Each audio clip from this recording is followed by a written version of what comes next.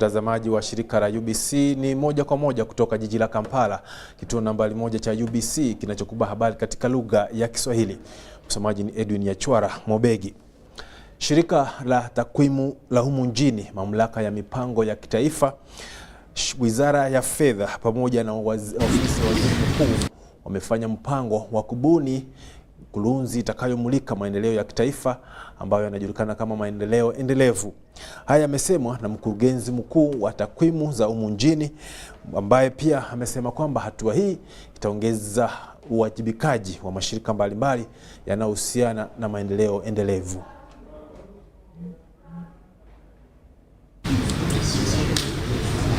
And so we wanted to come up with a framework which can be used to inform all of these others, instead of coming up with different indicators for each of the frameworks.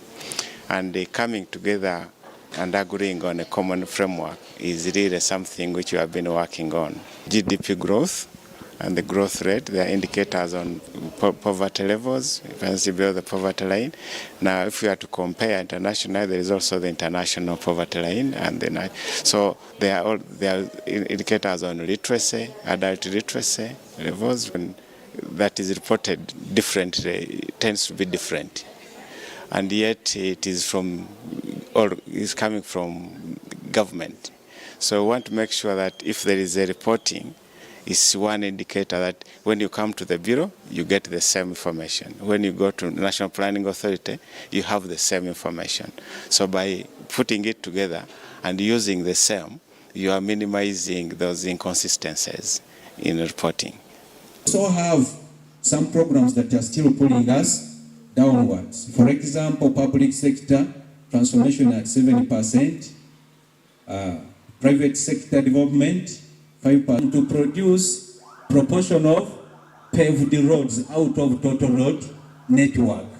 I will have to get some information from UNRA, I have to get some information from road fund, from the local government, and so forth. But I'm saying within, you find that even within the institution, if somebody approaches you for data, it's as if it is highly confidential and to some extent personalized. Mashirika yanayotetea haki za kibinadamu yamepea mno mkono wao wa usaidizi akina mama, huku sasa swali likiibuka, nani atasaidia mtoto mvulana?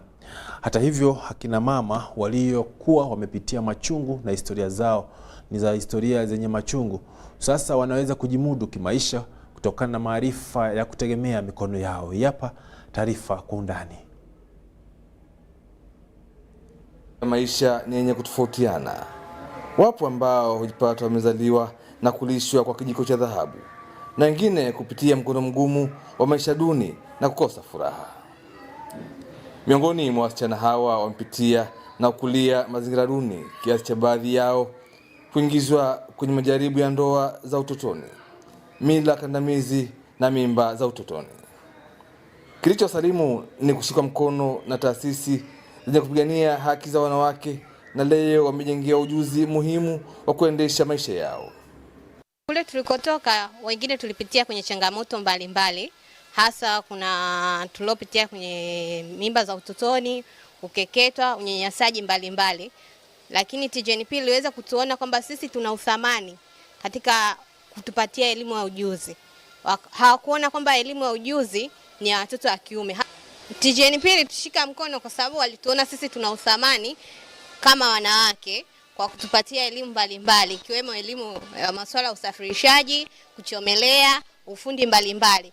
Hizo zote hawakuziona kwamba ni kazi za kiume wala ni ufundi ambao unatokana na wanaume tu.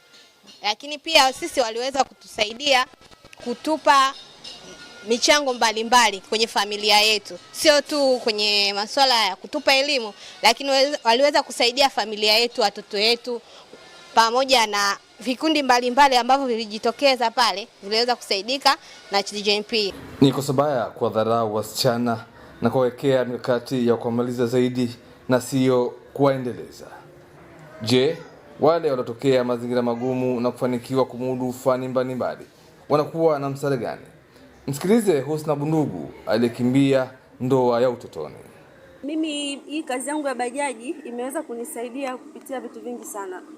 Nimeweza kwanza kusaidia familia yangu kujikimu katika kipato sehemu kidogo, na kingine naweza kuwasaidia wasichana wenzangu, mabinti wenzangu ambao wanaishi katika mazingira magumu, kwa sababu kuna muda mwingine mimi naweza nikachoka, na mwenzangu ambaye anayejua bajaji ni wa kike naweza kumsaidia, na akiniomba naomba labda nifanye ruti fulani hivi kwa muda fulani, naweza kumpatia. Kwa hiyo na yeye mwenyewe pia anaingiza kipato kupitia kile kitu ambacho ninacho mimi. Na wengi tunafaidika sana kwa sababu ameweza kutusaidia ambao tunaishi katika mazingira magumu, na mpaka kufikia hatua hii ambayo mimi sasa hivi nilipo hapa, ni jambo la kumshukuru Mungu, kwa sababu ni wengi wetu tulitamani kufika hapa, lakini mpaka hapa tulipofika ni wachache wetu. Kwa hiyo ni jambo la kushukuru. Kutoa fursa kwa makundi haya maalum kumewezesha wengi kuibuka na kutimiza ndoto zao. Lilian Liundi ni mkurugenzi wa mtandao wa jinsia Tanzania TGNP. Kwa upande wa wasichana ambao wametoka kwenye mazingira magumu, wao ni mojawapo ya walengwa wetu wakuu, na katika juhudi zetu zote tangu shirika limeanzishwa tumekuwa tukiwa na mikakati ya kuhakikisha kwamba sauti za wasichana ambao wamewekwa pembezoni zinasikika. Tumekuwa na majukwaa ambayo ni ya wanaharakati wasichana, tunaita Young Feminist Forum, ambao inahusisha wasichana ambao wako kwenye vyuo, lakini pia wasichana ambao wako nje ya vyuo, na wale walioko nje ya vyuo, wale ambao wanatoka kwenye mazingira magumu, wao ndio walengwa wakuu. Na katika kufanya hivyo tumeona kwamba swala la ajira, swala la maisha endelevu na kipato kwa wasichana hawa ni changamoto kubwa. Ukiangalia ni wasichana wengine ambao wamepata mimba za utotoni, wanalea watoto wadogo, lakini hawana namna ya kuwezesha maisha yao. Kwa kama mtandao wa jinsia Tanzania, kwanza tunawajengea uwezo wa kujitambua, kwamba wajitambue kwamba. Habari zaidi zinasema kwamba waziri wa kitaifa eneo la Luwero Rwenzori Triangle Alice Kaboyo ameshauri walioshiriki kwenye vita vya 1981 hadi 1986 kuwa na subira badala ya kunyoshea vidole vya lawama serikali. Amesema haya wakati alipokuwa akizindua nyumba zilizojengewa mashujaa hao na ofisi ya waziri mkuu katika eneo la Budaka wilayani Mukono.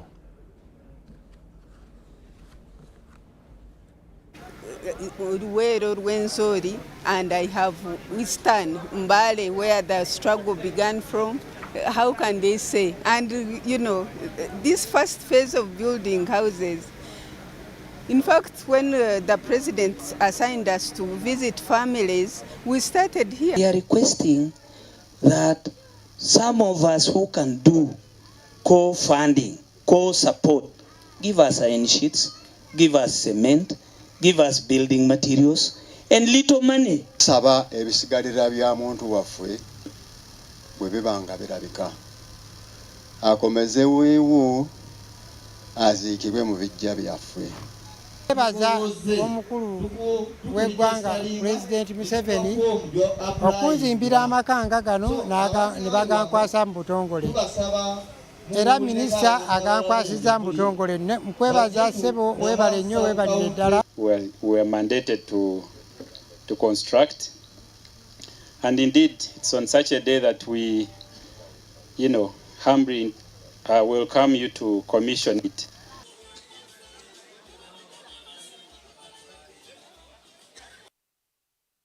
Hongera basi waliopewa nyumba mashujaa wa vita vya mwaka wa 1981. Mimi nitameza kopo la maziwa, mtazamaji wetu, tulia tu, nikirudi nitaendelea kukufahamisha zaidi.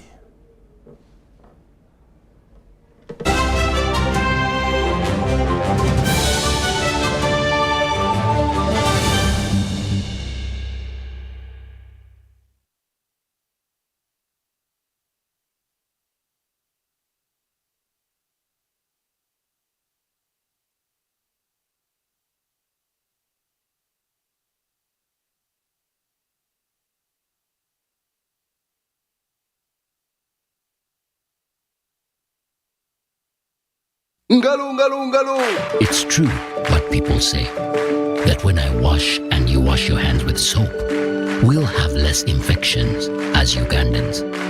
After all, it's hands that handle money. It's hands that feed us. Hands that prepare soil for farming. Hands that we use to learn. And hands that we use for fun. When I wash and you wash, it means clean hands for all. So, wash your hands with soap and clean water regularly to keep away infections and disease-causing germs. This message is from the National Hand Washing Secretariat with support from UNICEF.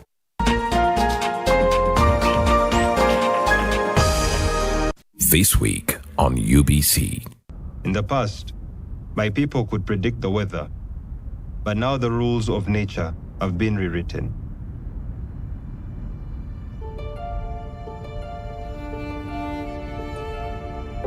The commitment of taking care of your people and planet presents a challenge.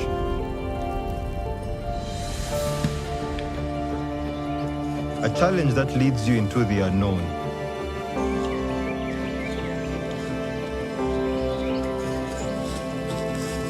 Exploring untouched paradises, seemingly from another world.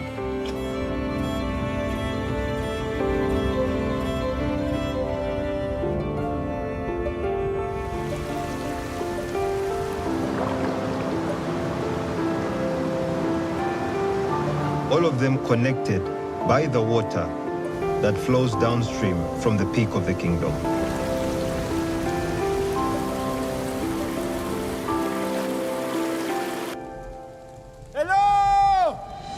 And I can feel deeply how this mountain is suffering.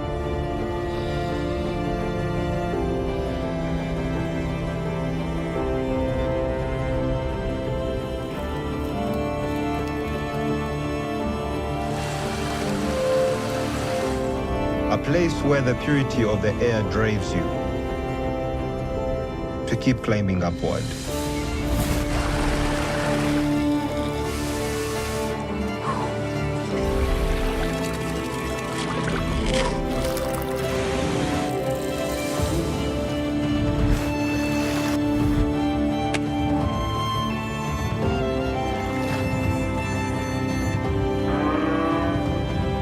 A treasure that we must all protect before it's lost forever.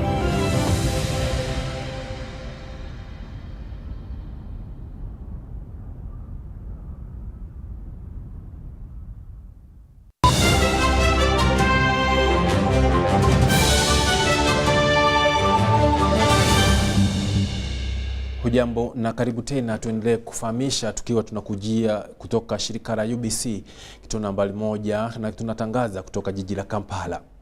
Vijana katika mataifa ya Kiafrika, haswa mataifa ya Afrika Mashariki, bado wanazidi kunyoshea vidole vya lawama ukosefu wa mtaji kama chanzo cha ukosefu wa ajira. Sasa vijana hao wakianza kupata misaada mbalimbali kutoka kwa serikali zao, kama vile mikopo ya mitaji hiyo na ambayo wanastahili kuilipia huku wakijiendeleza kiuchumi. Hapa taarifa kwa undani kutoka taifa letu jirani la Tanzania.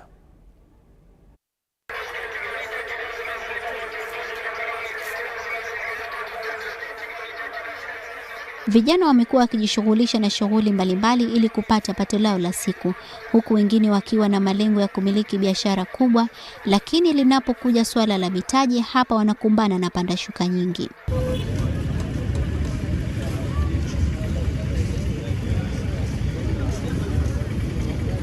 Katika changamoto hii ya kukosa mitaji, vijana wanaweza kupata mikopo itokanayo na mapato ya halmashauri kwa lengo la kupata au kuongeza mitaji.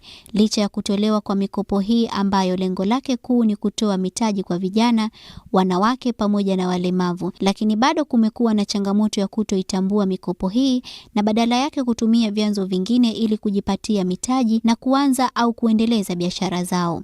Kuhusu mikopo hiyo ya halmashauri, kwa mimi binafsi sijui na wala sijawahi kuisikia. Mkopo ninaojua mimi ni mkopo unaotolewa na NMB wa machinga, ambao wanakopesha shilingi milioni 1 kwa mwaka mzima, miezi 12, na kwenye kulipa tunalipia kwa mwezi, ila ukigawanya kwa siku, kila siku 3,000, kila mwezi tunalipa shilingi 90,000. Lakini huo mkopo wa halmashauri sijawahi kusikia wala sijawahi kuuona.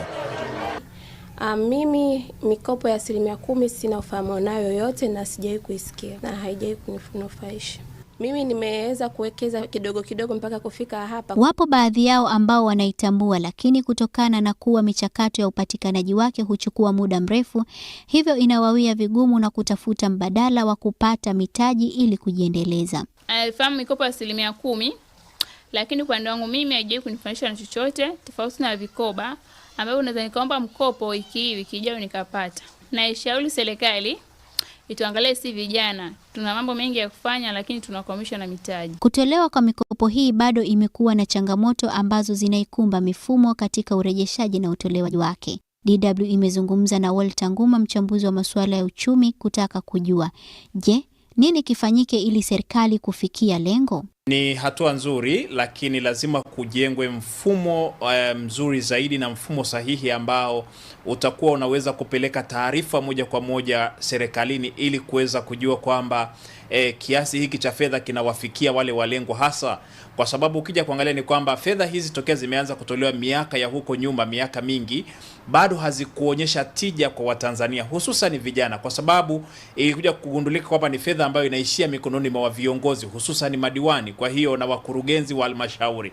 Kwa hiyo hata huku bungeni sio kwamba, hata huku kwenye mabenki sio kwamba ni salama sana kama hakutawekwa mfumo ambao ni rafiki zaidi wa kuweza kutoa taarifa ya kuweza kuonyesha kwamba ni kwa namna gani hawa walemavu, vijana na akina mama wameweza kunufaika, bado upigaji utakuwa ni ule ule. Vijana wanasema ni wakati wa elimu hii kutolewa katika maeneo ambayo vijana wanapatikana ili kuongeza uelewa juu ya hili. Sababu vijana wengi wanakumbwa na changamoto ya ajira, huku wakiwa na changamoto kubwa ya kupata mitaji ili kujiajiri. Ikumbukwe kuwa mnamo tarehe 13 Aprili mwaka huu mikopo hii ilisitishwa na Waziri Mkuu wa Jamhuri ya Muungano wa Tanzania, Kassim Majaliwa, wakati wa uwasilishwaji bajeti ya mwaka 2023-24 katika ofisi yake. Mpaka kwingineko, tunaarifiwa kwamba taarifa za kutosha kuhusu matumizi ya gesi bado zinahitajika katika maeneo mbalimbali kote nchini. Hii ni baada ya maeneo mbalimbali kuanza sasa kutumia gesi badala ya kutumia makaa kama njia ya kupata moto wakati wa mapishi. Hata hivyo, wananchi kadhaa bado wanahitaji kupata mafunzo jinsi ya kutumia gesi hii.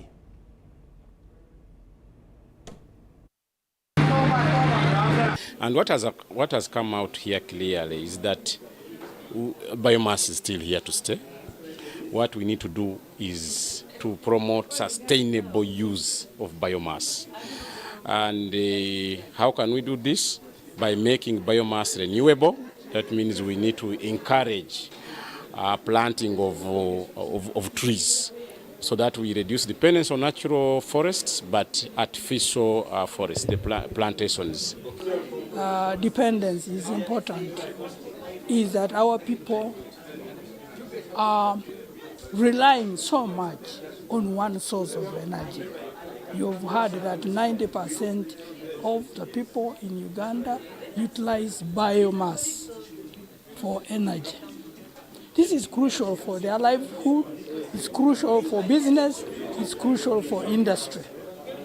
And the way they use bioenergy is not sustainable, and that is why that is of concern. Because if we continue at this rate, we will have problems. Okay, deforestation is increasing, and that is affecting other aspects of life, environment, soil degradation, watershed, and so forth. So that's why it's crucial for us to discuss this issue and look for solutions so that those problems do not continue. Thank you. Yeah.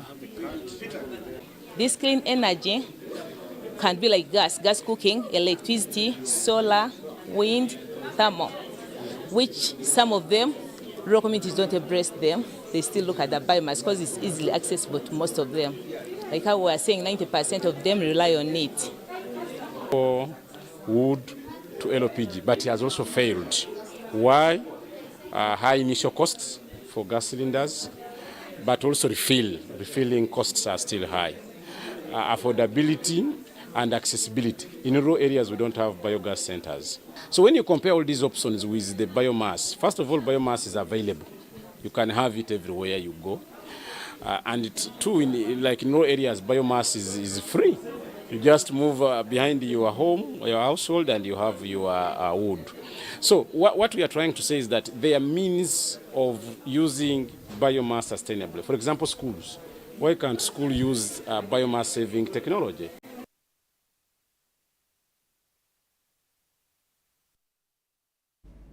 Kilicho na mwanzo, mtazamaji, lazima kina mwisho. Tumefika mwisho wa habari niliyokuwa nimekuandalia hii leo, lakini mimi nitaondoka nikuache na dadangu Kutesa Mili hatuletea utabiri wa hali ya hewa. Mimi ni Edwin Nyachwara Mobegi. Karibuni kwa utabiri ya hali ya hewa. Mtangazaji naitwa Kutesa Mili. Habari za jioni.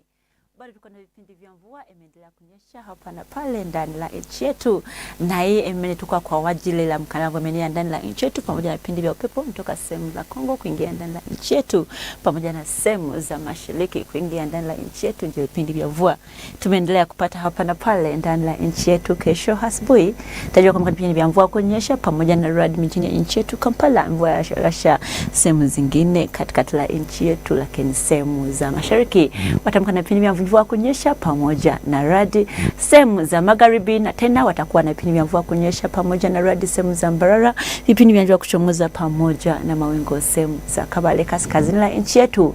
Wataamka na vipindi vya mvua kuchomoza pamoja na mawingu sehemu za Karamoja, lakini sehemu za katikati la kaskazini watakuwa na vipindi vya mvua kunyesha ya lasha.